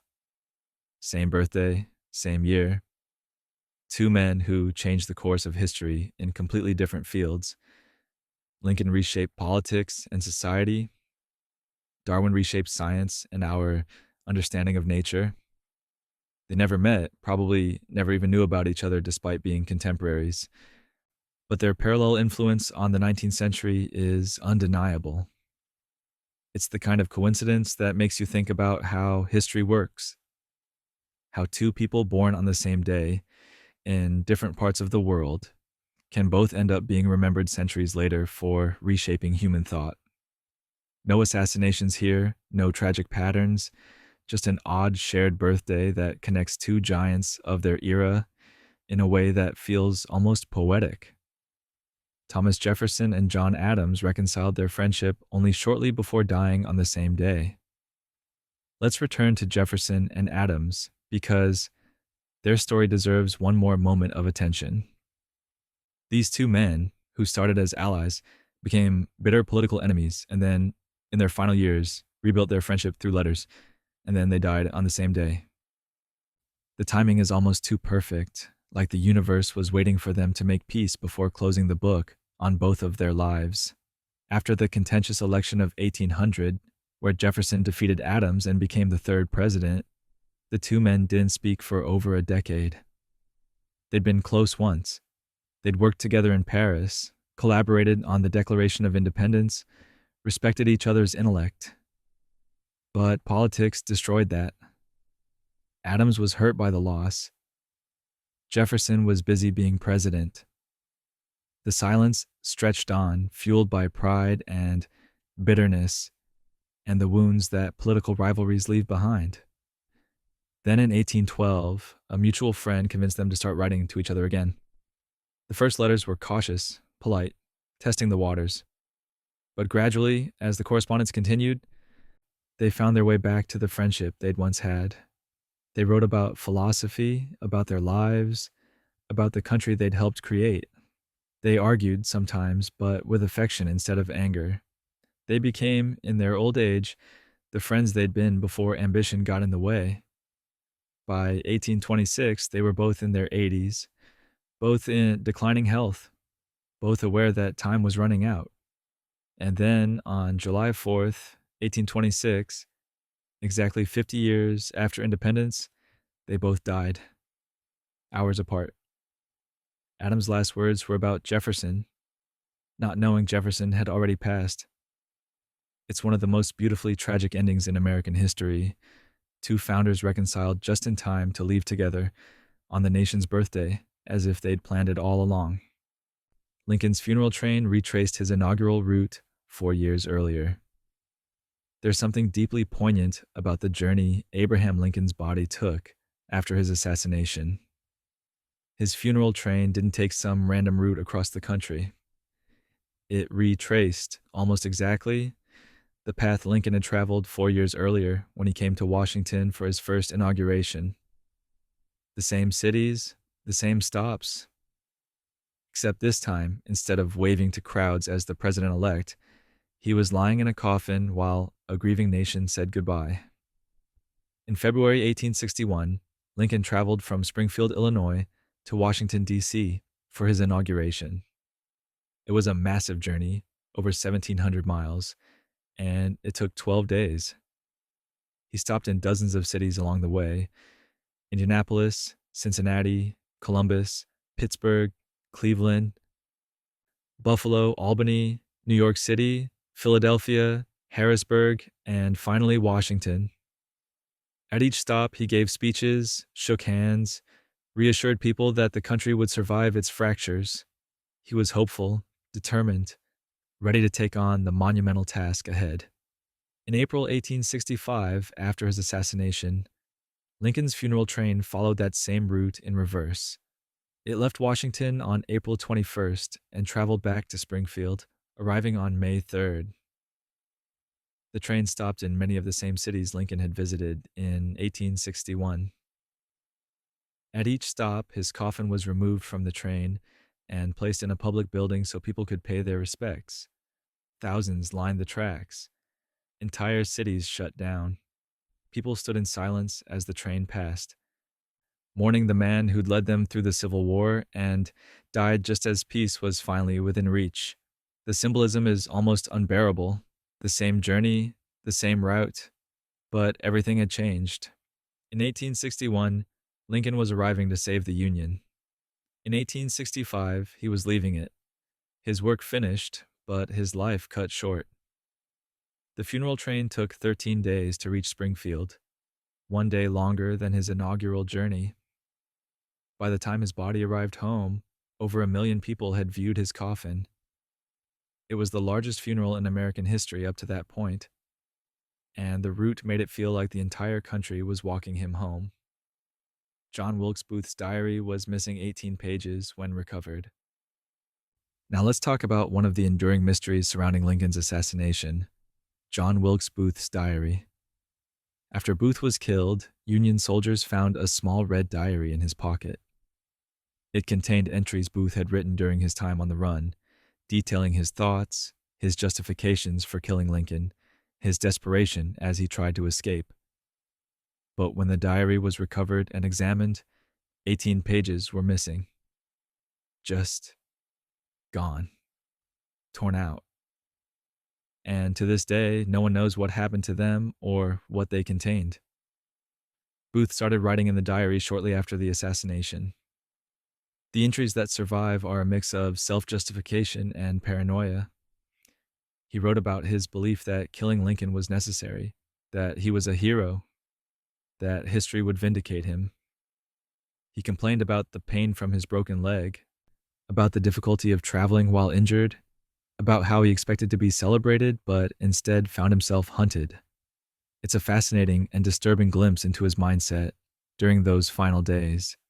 But the missing pages raise questions. What was on them? Did Booth write about accomplices? About a larger conspiracy?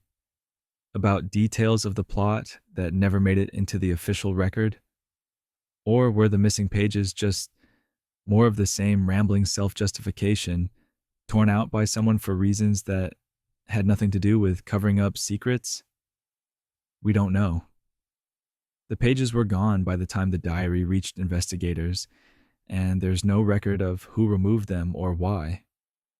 Some conspiracy theorists believe the missing pages contained evidence of a wider plot involving high-ranking government officials. Others think they were removed to protect someone's reputation or to hide uncomfortable truths about what Booth knew. The more mundane explanation is that the pages were torn out by someone in the chaos after Booth's death. Maybe by a soldier looking for a souvenir, or by an investigator who thought the contents were irrelevant. But without the pages, we'll never know for sure. And the mystery just adds another layer to the already complex story of Lincoln's assassination. The last confirmed sighting of Lincoln's bloodstained pillow occurred before it disappeared from records. Speaking of things that mysteriously vanished, let's talk about Lincoln's bloodstained pillow. After Lincoln was shot at Ford's Theater, he was carried across the street to the Peterson house, a boarding house where he was laid on a bed in a small back room. He bled extensively from his head wound, soaking through the pillow. He died there the next morning, and that pillow, stained with the president's blood, became an immediate relic of one of the most tragic moments in American history. And then at some point, it just disappeared. The pillow was documented in the immediate aftermath. People who were in the room that night saw it. Doctors who treated Lincoln noted it. The Peterson family, who owned the boarding house, kept it for a time. There are accounts of the pillow being displayed, examined, discussed. It was a tangible piece of history, proof of what had happened in that small room. But over the years, the trail goes cold. Records stop mentioning it. No one seems to know where it went. There are theories, of course. Maybe it was stolen by a souvenir hunter. Maybe the Peterson family sold it or gave it away. Maybe it was destroyed, either accidentally or intentionally, by someone who thought it was too morbid to keep.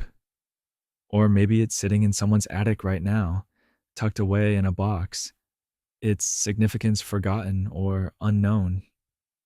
Without documentation, we just don't know. It's one of those historical artifacts that should exist, that should be in a museum somewhere with a placard explaining its importance, but instead it's just gone. Like the missing pages of Booth's diary, like so many other pieces of that night.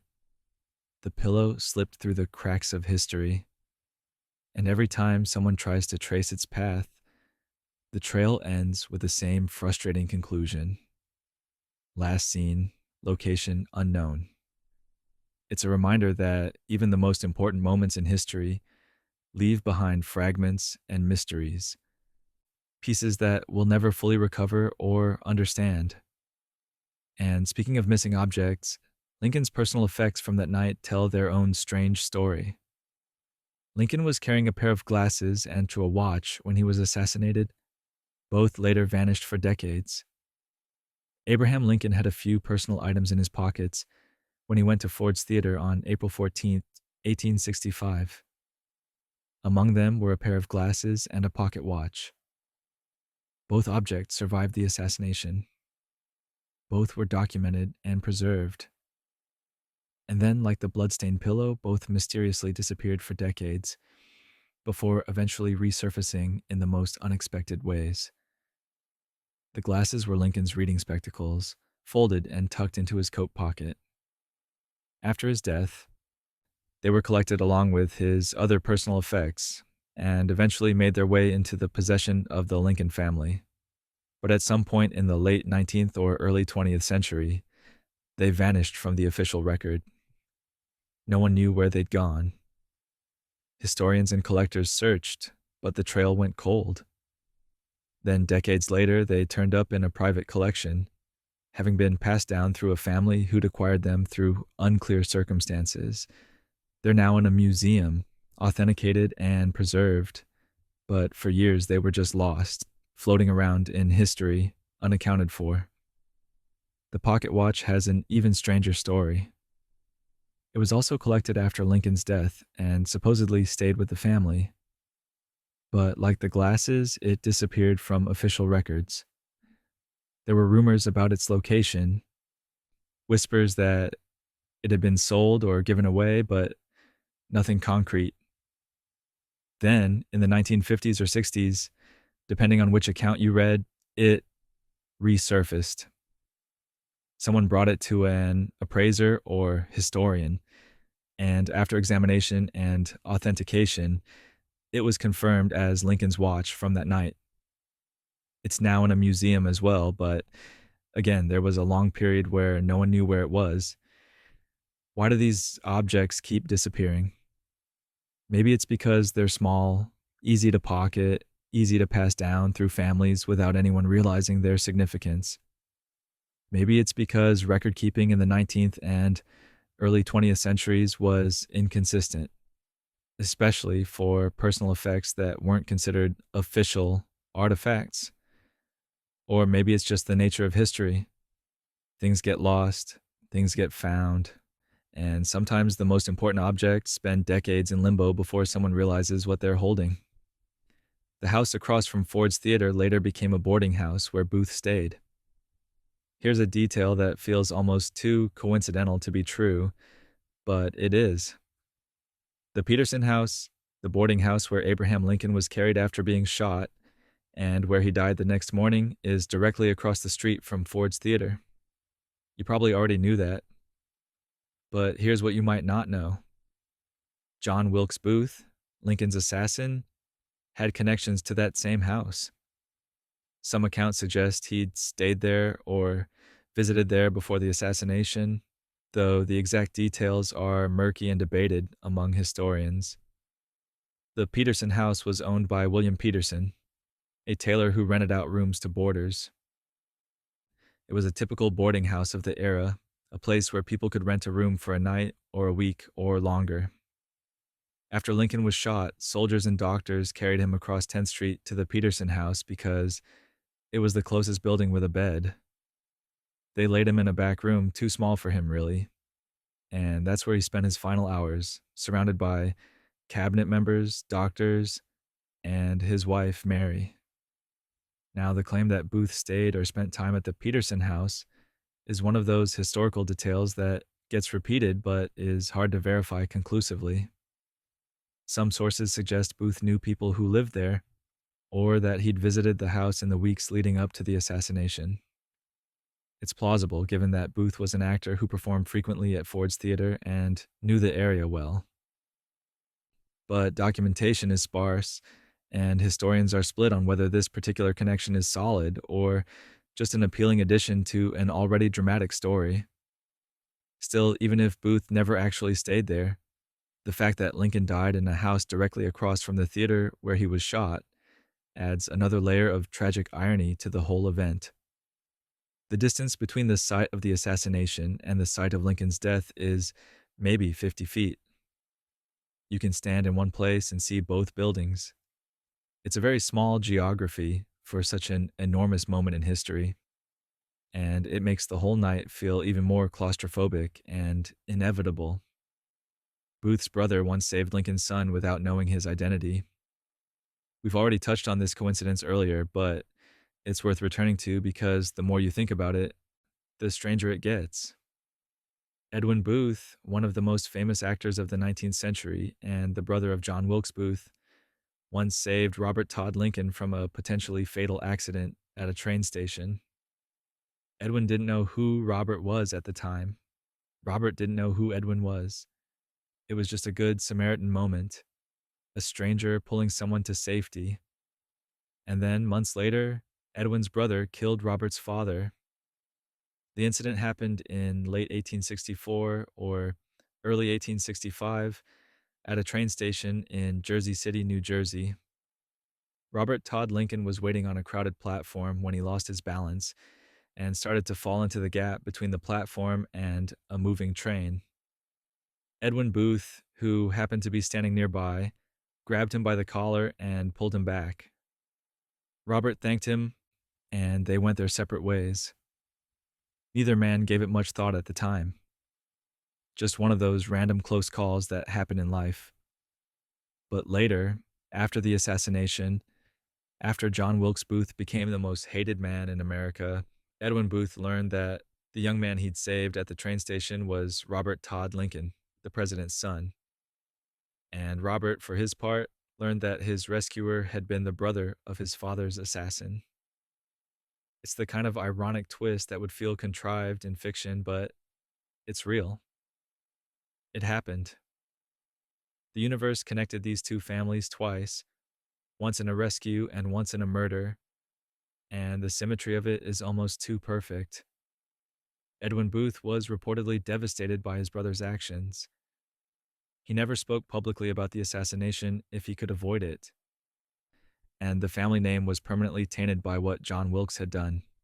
But that moment at the train station, that brief connection between Edwin and Robert, stands as a strange counterpoint to the tragedy. One Booth saved a Lincoln. Another Booth killed a Lincoln. And neither action was planned or predictable. Just history being weird again. The Lincoln assassination was one of multiple coordinated attacks planned for the same night. Let's talk about something that often gets overshadowed by the assassination itself. John Wilkes Booth's plan wasn't just to kill Lincoln. It was to decapitate the entire U.S. government in one night. Booth coordinated a conspiracy involving multiple targets, multiple assassins, and a timeline that was supposed to throw the country into chaos. Most of the plan failed, but the fact that it was attempted at all makes Lincoln's death part of a much larger and more sinister plot. The plan was this: Booth would kill Lincoln at Ford's Theater. At the same time, Lewis Powell, one of Booth's co-conspirators, would go to Secretary of State William Seward's house and kill him. George Atzerodt, another conspirator, was assigned to kill Vice President Andrew Johnson at the Kirkwood House, where Johnson was staying. All three attacks were supposed to happen simultaneously, around 10 p.m. on April 14, 1865. If everything went according to plan, the Union would lose its president, vice president, and Secretary of State in a single night, leaving the government in disarray and possibly collapsing. Booth succeeded. He shot Lincoln, and Lincoln died the next morning. But the other two attacks didn't go as planned. Lewis Powell broke into Seward's home and stabbed him multiple times, seriously injuring him and several members of his household. But Seward survived, partly because he was wearing a metal jaw brace from a recent carriage accident, which protected his neck and face from the worst of the knife wounds. Powell fled, was later captured, and executed. George Atzerodt, assigned to kill Andrew Johnson, completely lost his nerve. He spent the evening drinking at a bar, never went to Johnson's hotel, and eventually just wandered around Washington in a panic before fleeing the city. He was captured a few days later, tried, and hanged along with the other conspirators. So, out of 3 planned assassinations, only one succeeded. But the attempt itself shows how much bigger and more organized the conspiracy was than just Booth acting alone at a theater. Lincoln had postponed attending Ford's Theater multiple times before the night he went. Here's a detail that makes Lincoln's assassination feel even more tragically avoidable. He almost didn't go to Ford's Theater that night. He'd postponed attending the theater multiple times in the weeks leading up to April 14th for various reasons: scheduling conflicts, other obligations, just not feeling up to it. And on the night of April 14th itself, he reportedly wasn't particularly enthusiastic about going. But he went anyway, partly out of a sense of duty, and that decision cost him his life. Lincoln had been under enormous stress for years. The Civil War had just ended, but the work of Reconstruction was just beginning, and it was going to be brutal and complicated. He was exhausted. He had headaches, trouble sleeping, and a general sense of weariness that anyone who'd been through 4 years of war would understand. Going to the theater wasn't high on his list of priorities, but he'd promised Mary Todd Lincoln that they'd go. And the public announcement had already been made that the president would attend, so he felt obligated to follow through. There were also political considerations. General Ulysses S. Grant and his wife were originally supposed to attend with the Lincolns, and their presence would have been a public show of unity and celebration after the war's end. But the Grants canceled at the last minute, claiming a prior engagement, though some historians think Mrs. Grant simply didn't want to spend the evening with Mary Todd Lincoln, who could be difficult company. So the Lincolns went with a young couple, Major Henry Rathbone and Clara Harris, instead. If Lincoln had canceled, if he'd listened to the people who'd been warning him to be more careful, if he'd just stayed home that night, he would have lived. Booth's plan depended on Lincoln being at Ford's Theater at a specific time. If Lincoln hadn't shown up, Booth would have had to try again another day, and maybe he wouldn't have gotten another chance. But Lincoln went, and the rest is history. Sometimes the smallest decisions, the ones that seem insignificant at the time, end up changing everything. Several people scheduled to attend the theater that night canceled at the last minute. And speaking of last-minute changes, Lincoln and Mary weren't the only ones whose theater plans were in flux that night. Several other people who were supposed to attend the performance of Our American Cousin at Ford's Theater on April 14, 1865, canceled at the last minute. General Ulysses S. Grant and his wife, as mentioned, backed out. The Lincolns also invited other friends and officials, and many of them declined or made excuses. By the time the evening arrived, the presidential box was notably less crowded than originally planned. Grant's cancellation is the most significant. He was the commanding general of the Union Army, a war hero, and his presence at the theater would have been a major public event. But Julia Grant didn't want to go, and Grant himself had other business to attend to, so they took a train to New Jersey that evening instead. If Grant had been in the presidential box, there's a chance things would have gone differently. He would have brought his own security, and the box would have been more heavily guarded. Booth might not have been able to get in as easily or at all. But Grant wasn't there, and neither were several other people the Lincolns had invited. So it was just the Lincolns, Major Henry Rathbone, and Clara Harris in the box that night. A smaller group, less security, an easier target. Booth timed his attack carefully, waiting for a moment in the play when the audience would be laughing and distracted. He walked into the box, shot Lincoln in the back of the head, and jumped onto the stage before anyone could react. It's one of those awful historical what-ifs. What if Grant had gone? What if the box had been full of people? What if one of the guards assigned to protect Lincoln had actually stayed at his post instead of wandering off? But none of those things happened, and Lincoln died because a series of small decisions and cancellations created the exact conditions Booth needed to succeed. Lincoln's last public speech focused on Reconstruction, a topic that defined the years after his death. Let's talk about the last speech Abraham Lincoln ever gave. It wasn't at Ford's Theater. It was 3 days earlier, on April 11th, 1865, from the balcony of the White House. He'd been asked to say a few words to a crowd that had gathered to celebrate the end of the Civil War, and he used the opportunity to talk about Reconstruction, the process of rebuilding the South and reintegrating it into the Union. It's fitting, in a tragic way, that his last words to the public were about the work that would define the nation for years after his death. Lincoln's speech wasn't particularly rousing or emotional. It was practical, policy focused, and a little bit wonky, honestly. He talked about the complexities of Reconstruction, about how to handle the former Confederate states, about the question of voting rights for freed slaves. He proposed that some black men, those who were educated or who had served in the Union Army, should be given the right to vote.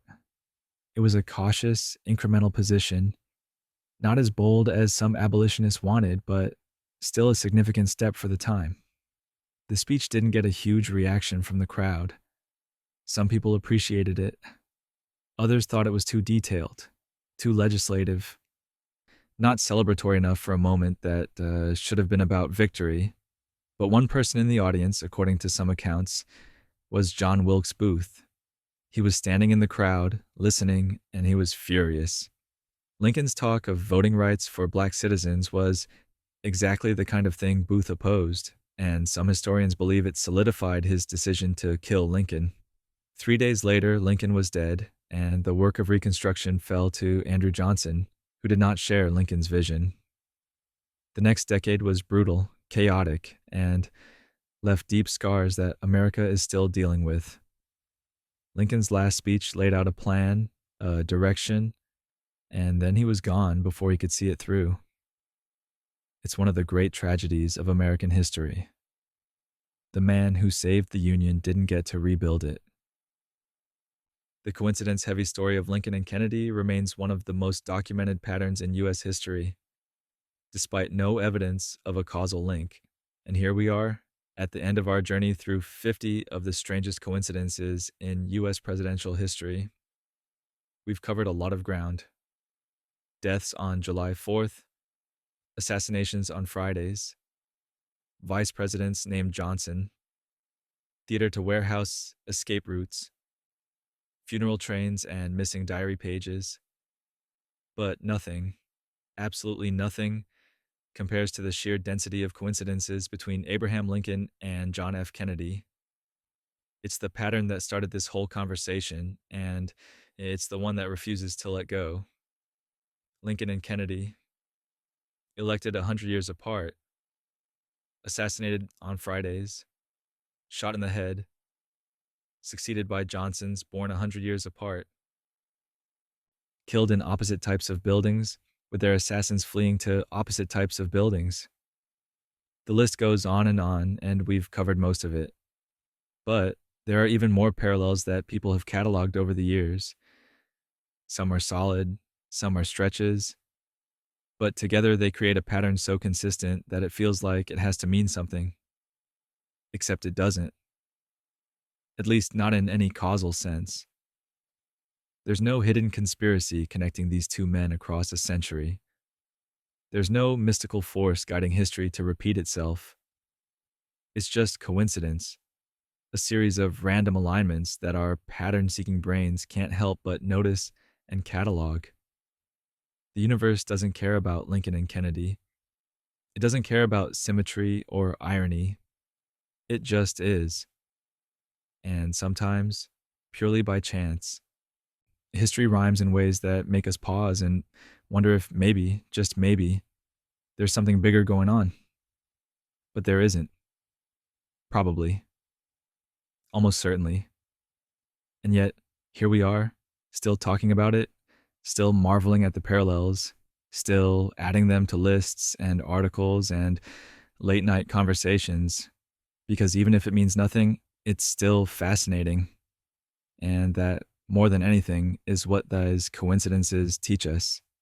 History is full of strange, improbable, meaningless patterns that somehow make it feel more human, more connected, and a lot weirder than we usually give it credit for.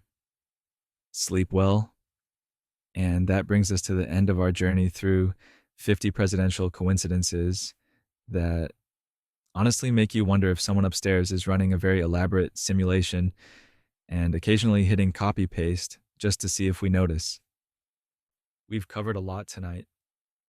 Presidents dying on July 4th like it was contractually obligated, assassination attempts thwarted by eyeglasses and exceptionally long speeches, a man who was present for 3 different presidential murders and probably should have stopped accepting invitations, and of course, Lincoln and Kennedy running parallel lives a century apart, like the universe was workshopping a very ambitious prestige drama. None of it means anything. Probably. Almost certainly. It's just coincidence, random chance, the inevitable result of cataloging enough history that some things are bound to line up. But even knowing that, even understanding it's all meaningless, you can't help but marvel at how strange the patterns are, how perfectly improbable, how deeply weird history can be when you actually pay attention to the details. So tonight, as you drift off, just remember, somewhere in the past, a president signed an order creating the Secret Service on the same day he was assassinated. And that's the kind of irony the universe apparently specializes in. Sleep well, and maybe be grateful you're not living in a 0-year election cycle.